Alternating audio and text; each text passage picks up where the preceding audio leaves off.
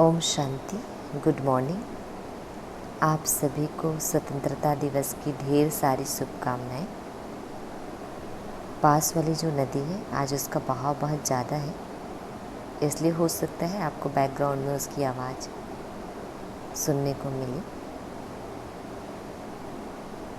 आज मीठे प्यारे बाबा हम बच्चों से कह रहे हैं, मीठी बच्चे, बाप आया है तुम्हें सच्ची स्वतंत्रता देने, जमघटों की सजाओं से मुक्त करने, रावण की परतंत्रता से छुड़ाने। बाबा क्यों आए हैं? हमें सच्ची स्वतंत्रता देने के लिए और जमघटों की सजाओं से मुक्त करने, रावण की परतंत्रता से छुड़ाने। प्रश्न है, बाप और तुम बच्चों की समझाने में मुख्य अंतर कौन सा है? बाप और तुम बच्चों की समझाने में अर्थात समझाने में मुख्य अंतर कौन सा है?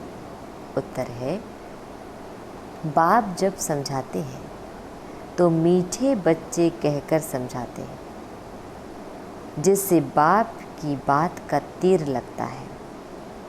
तुम बच्चे आपस में भाइयों को समझाते हो, मीठे बच्चे नहीं कह सकते। बाप बड़ा है,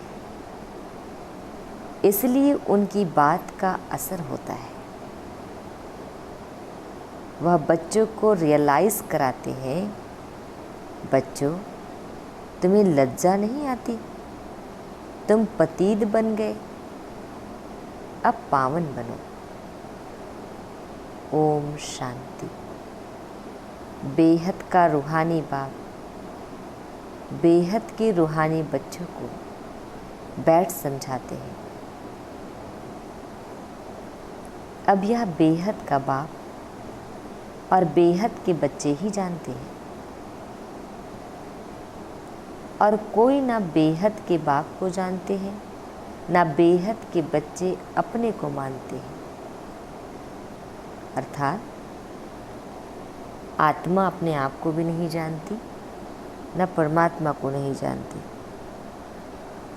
आत्मा खुद अपने को परमात्मा की संतान नहीं समझती।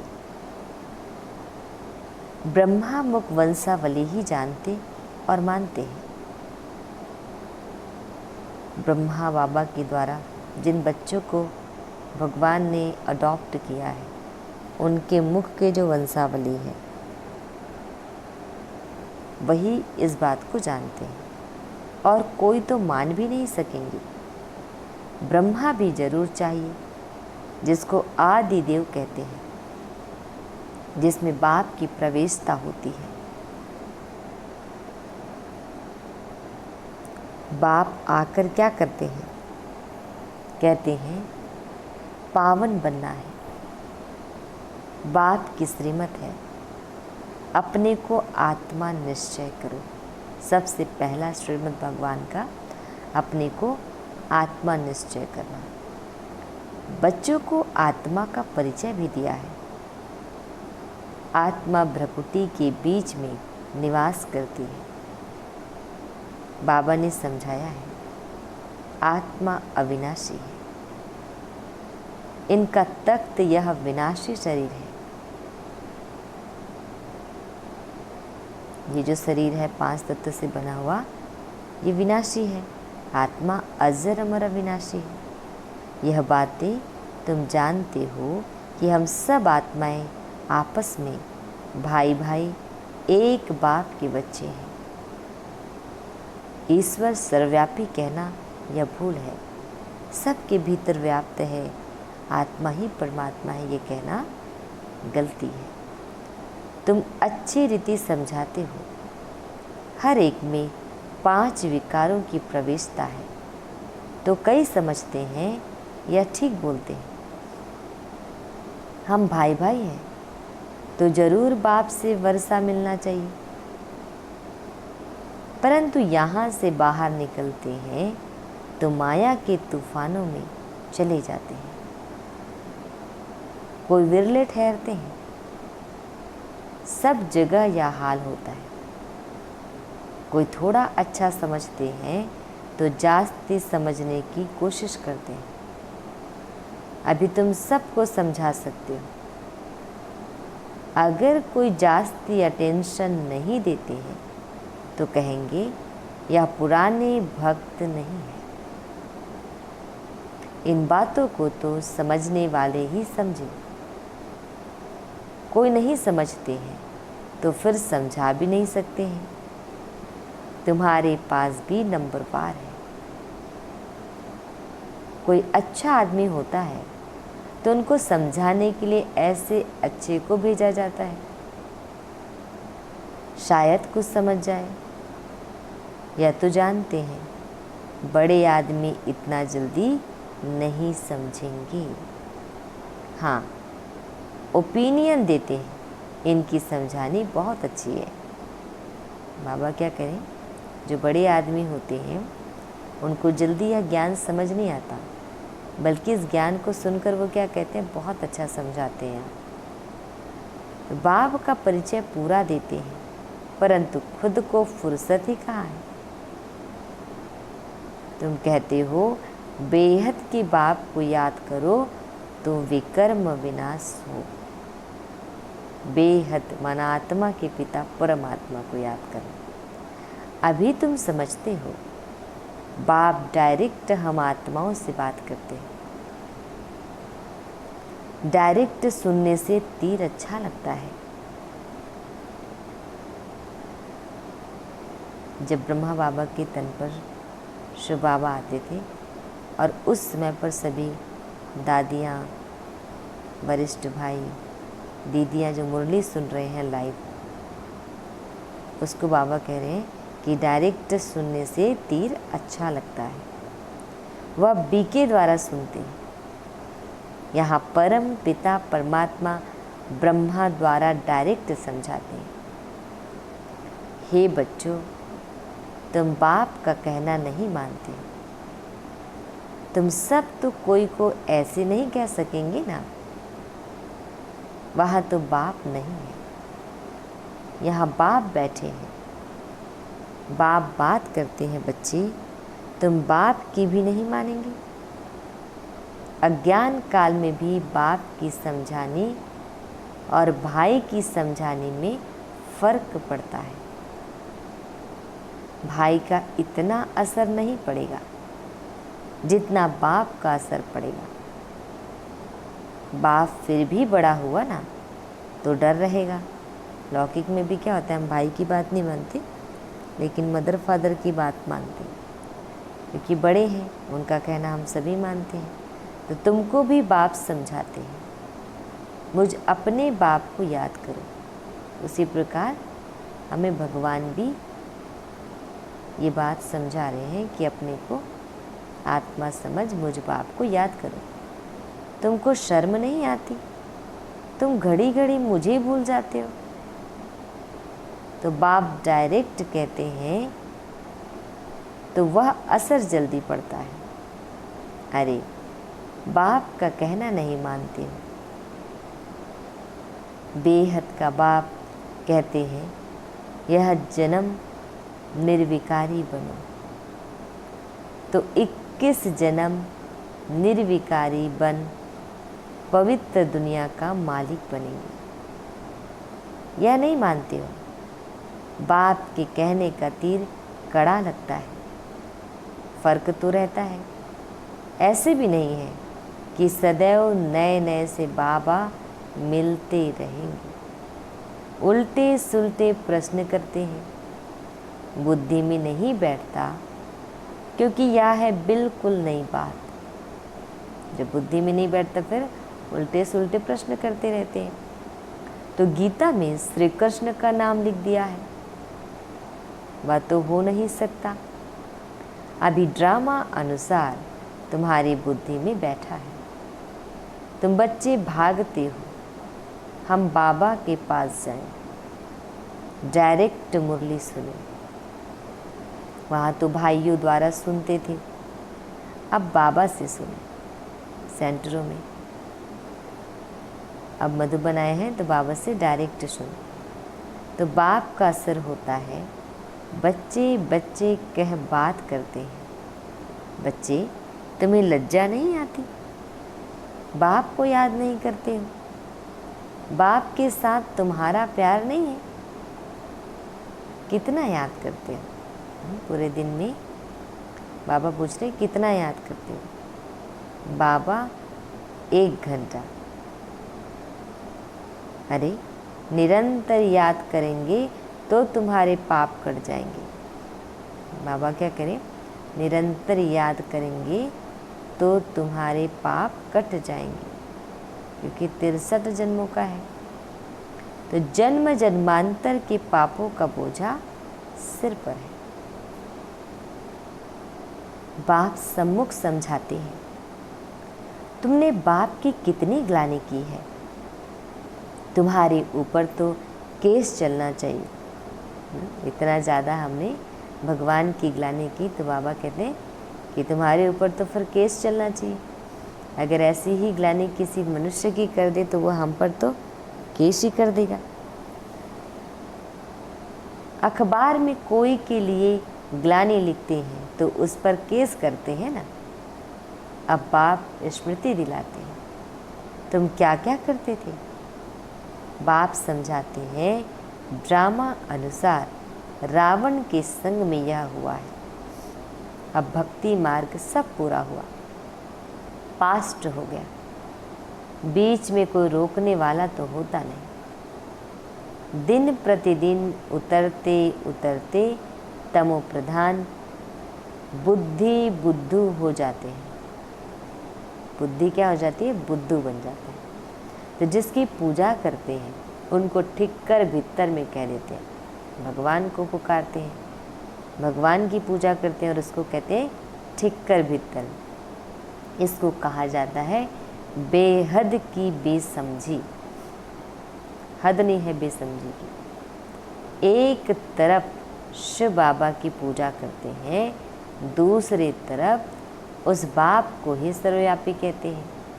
अगर वो सबके भीतर व्याप्त होता तो पूजा करने की आवश्यकता ही नहीं होती। अभी तुमको स्मृति आई है इतनी बेसमझी की जो बाप की ग्लानि कर दी है।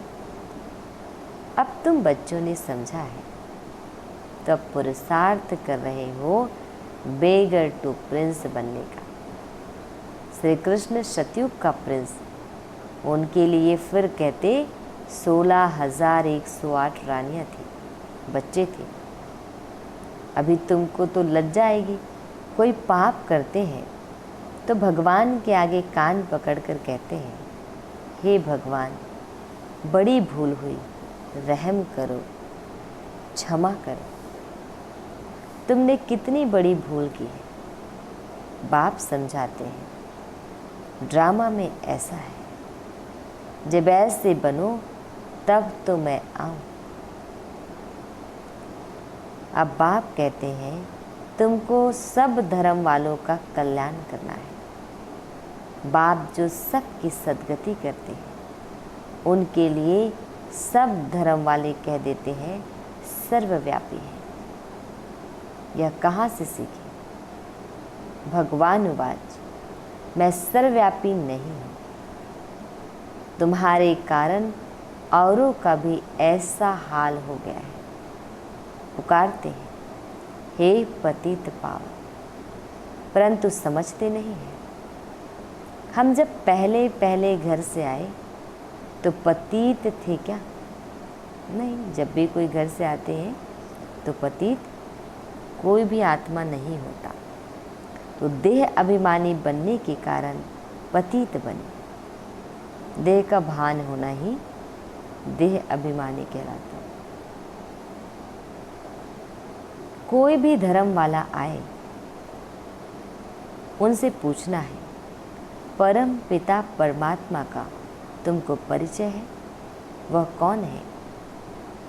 कहाँ निवास करते हैं? तो कहेंगे ऊपर में, या कहेंगे सर्वव्यापी है। ऊपर तो कहते हैं, लेकिन ये नहीं पता होता कि कहाँ रहते हैं, नाम क्या है।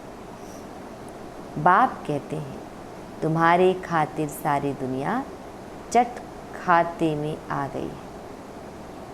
निमित्त तुम बने हो, सबको समझाना पड़ता है, बल ड्रामा अनुसार होता है। परंतु तुम पतित तो बन गए ना। सभी पाप आत्माएं अब पुण्य आत्मा बनने के लिए पुकारते हैं।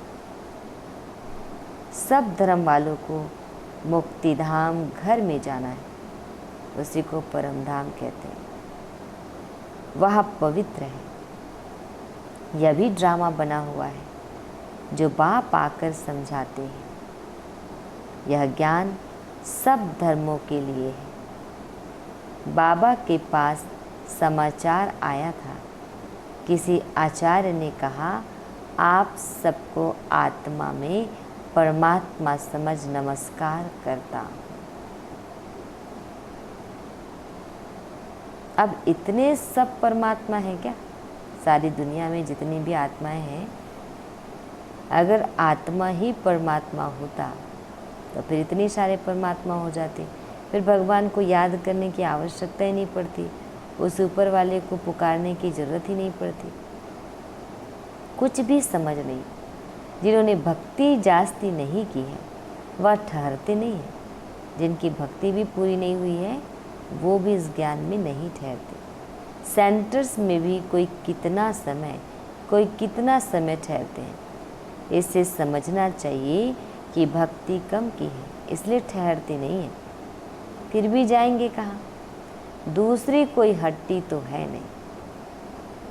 ऐसी क्या युक्ति रचे जो मनुष्य जल्दी समझ ले। अभी तो सबको पैगाम देना है। यह कहना है कि बाप को याद करो। तुम ही पूरा याद नहीं कर सकते हो तो तुम्हारा तीर कैसे लगेगा? जो बाबा को याद नहीं करता और किसी और को ज्ञान दे रहा हो तो उसका तीर नहीं लगता। इसलिए बाबा कहते हैं, चार्ट रखो कि आज हमने क्या क्या किया, कितना बाबा को याद किया। मुख्य बात है ही पावन बनने की। जितना पावन बनेंगी उतना नॉलेज धारण होगी, क्योंकि ये ज्ञान साधारण नहीं है। इसलिए सोने की बुद्धि रूपी पात्र में ये ठहर सकता है। जितना शुद्ध हो बुद्धि, खुशी भी होगी। बच्चों को तो बहुत खुशी होनी चाहिए, हम सब का उद्धार करें। बाप ही आकर सद्गति करते हैं। बाप को तो गम और खुशी की बात ही नहीं, क्योंकि उनके पास अपना शरीर नहीं है जिससे फील कर सके। तो यह ड्रामा बना हुआ है।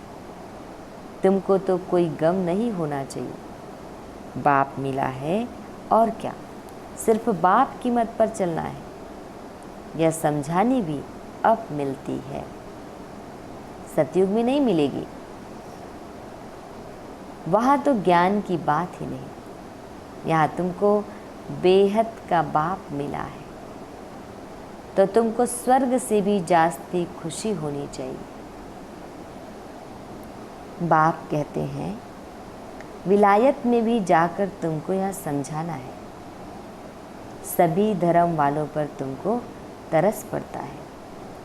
सभी कहते हैं, हे भगवान रहम करो, ब्लीज करो, दुख से लिबरेट करो, परंतु समझते कुछ नहीं। बाप अनेक प्रकार की युक्तियां बतलाते हैं। सबको यह बतलाना है कि तुम रावण की जेल में पड़े हो। कहते हैं स्वतंत्रता मिले, परंतु वास्तव में स्वतंत्रता कहाँ, किसको कहा जाता है, यह कोई जानता नहीं है। रावण की जेल में तो सब फंसे हुए हैं। अभी सच्ची स्वतंत्रता देने के लिए बाप आए हैं, फिर भी रावण की जेल में परतंत्र होकर पाप करते रहते हैं। सच्ची स्वतंत्रता कौन सी है, यह मनुष्य को बतलाना है। तुम अखबार में भी डाल सकते हो, यह रावण के राज्य में स्वतंत्रता थोड़े ही है। बहुत शॉर्ट में लिखना चाहिए, जास्ते तिक तिक कोई समझ न सके। बोलो, तुमको स्वतंत्रता है कहाँ? तुम तो रावण की जेल में पड़े हो। तुम्हारा विलायत में आवाज़ होगा तो फिर यहाँ झट समझ जाएंगे। एक तो घर घेराव करते रहते हैं, तो यह स्वतंत्रता हुई क्या? स्वतंत्रता तो तुमको बाप दे रहे हैं, रावण की जेल से स्वतंत्र कर रहे हैं। तुम जानते हो, वहाँ हम बड़े स्वतंत्र, बड़े धनवान होते हैं, किसकी नज़र भी नहीं पड़ती। पीछे जब कमज़ोर बने तब सबकी नज़र पड़ी तुम्हारे धन पर। द्वापर युग में मोहम्मद गजनबी ने आकर मंदिर को लूटा तो तुम्हारी स्वतंत्रता पूरी हो गई। रावण के राज्य में परतंत्र बन गए। अभी तुम पुरुषोत्तम संगम युग पर हो। वह तो स्वतंत्रता को समझते ही नहीं, तो यह बात भी युक्ति से समझानी है। जिन्होंने कल्प पहले स्वतंत्रता पाई है वही मानेंगे। तुम समझाते हो तो कितना आर्ग्यू करते हैं, जैसे बुद्धू टाइम वेस्ट करते हैं, तो दिल नहीं होती है बात करें। बाप आकर स्वतंत्रता देते हैं। रावण की परतंत्रता में दुख बहुत है, अपरम अपार दुख है। बाप के राज्य में हम कितना स्वतंत्र होते हैं। स्वतंत्रता उसको कहा जाता है जब हम पवित्र देवता बनते हैं, तो रावण राज्य से छूट जाते हैं। सच्ची स्वतंत्रता बाप ही आकर देते हैं। अभी तो पराये राज्य में सब दुखी हैं, क्योंकि ये हम सबका राज्य नहीं है, हमारा है राम राज्य, ये है रावण राज्य, इसलिए सभी दुखी हैं। स्वतंत्रता मिलने का यह पुरुषोत्तम संगम युग है। वह तो कहते फॉरेन गवर्नमेंट गई तो हम स्वतंत्र बने। अंग्रेज़ों के गुलाम थे तो अंग्रेज चले गए तो हम स्वतंत्र हो गए, ये दुनिया वाले समझते हैं। अब तुम जानते हो, जब तक पावन नहीं बने हैं तब तक स्वतंत्र नहीं कहेंगे। फिर जमघटों की सजाएं खानी पड़ेगी, पद भी भ्रष्ट हो जाएगा। बाप आते हैं घर ले जाने, वहाँ सब स्वतंत्र होते हैं। तुम सब धर्म वालों को समझा सकते हो। तुम आत्मा हो, मुक्तिधाम से आए हो पार्ट बजाने। सुखधाम से फिर दुखधाम में, तमो प्रधान दुनिया में आ गए हो। बाप कहते हैं तुम मेरी संतान हो, रावण की थोड़े ही हो। मैं तुमको राज्य भाग्य देकर गया था। तुम अपने राज्य में कितने स्वतंत्र थे। अब फिर वहाँ जाने के लिए पावन बनना है। तुम कितने धनवान बनते हो। वहाँ तो पैसे की चिंता नहीं होती। भल गरीब हो फिर भी पैसे की चिंता नहीं, सुखी रहते हैं। चिंता यहाँ होती है।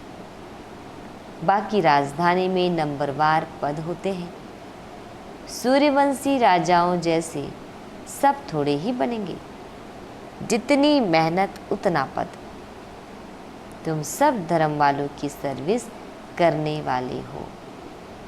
विलायत वालों को भी समझाना है, तुम सब भाई भाई हो ना। सब शांति धाम में रहते हैं। अब रावण राज्य में हो। अब घर जाने का रास्ता आँख को बताते हैं। अपने को आत्मा समझ मुझे याद करो। कहते भी हैं भगवान सबको लिबरेट करते हैं, परंतु यह नहीं समझते कि कैसे लिबरेट करते हैं। बच्चे कहाँ मौज पड़ते हैं तो कहेंगे बाबा हमको लिबरेट कर अपने घर ले चलो। जैसे तुम लोग फागी में जंगल में मूंज गए थे। जब ओस बहुत ज़्यादा होता है तो दिखाई नहीं देती ना, तो बाबा एग्जाम्पल दे रहे हैं कि जैसे बहुत ज़्यादा ओस था तो जंगल में मूंझ गए थे, भूल गए थे, रास्ते का मालूम नहीं पड़ता था, फिर लिबरेटर मिला, रास्ता बताया। बेहद के बाप को भी कहते हैं बाबा हमको लिबरेट करो, आप चलो, हम भी आपके पीछे चलेंगे। सिवाय बाप के और कोई रास्ता नहीं बताते हैं। कितने शास्त्र पढ़ते थे, तीर्थों पर धक्के खाते थे, परंतु भगवान को नहीं जानते तो ढूंढेंगे फिर कहाँ से। सर्वव्यापी है फिर मिलेंगे कैसे। कितना अज्ञान अंधियारे में है। सर्व का सद्गति दाता एक बाप है, वही आकर तुम बच्चों को अज्ञान अंधेरे से निकालते हैं। अच्छा मीठे प्यारे बाबा, हम बच्चों को विश कर रहे हैं, मीठे मीठे शिकिल दे बच्चों प्रति माता पिता बाप दादा का याद प्यार और गुड मॉर्निंग। रूहानी बाप की रूहानी बच्चों को नमस्ते। हम रूहानी बच्चों की रूहानी माता पिता बाप दादाजी को याद प्यार गुड मॉर्निंग और नमस्ते नमस्ते नमस्ते। शुक्रिया मीठे प्यारे बाबा, आपका लाख लाख शुक्रिया। हम सब आत्माओं को सच्ची स्वतंत्रता दिला रहे हैं, उसके लिए भी मीठे प्यारे बाबा को दिल से शुक्रिया। आज हम बच्चों को धारण करना है।